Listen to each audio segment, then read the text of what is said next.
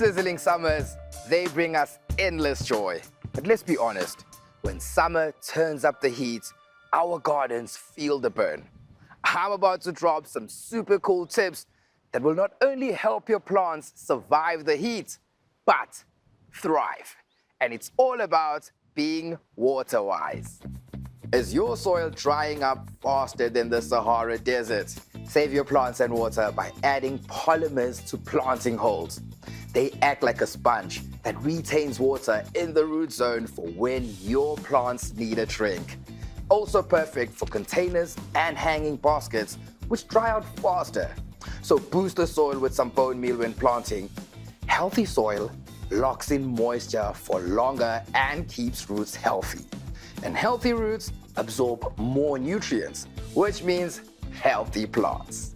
And use it as a top dressing for established plants and lawns in spring.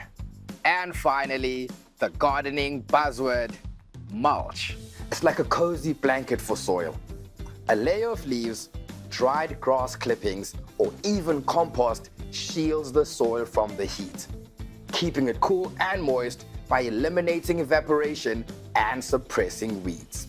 There you have it, your garden's summer survival kit to stay cool, water-wise, and thriving.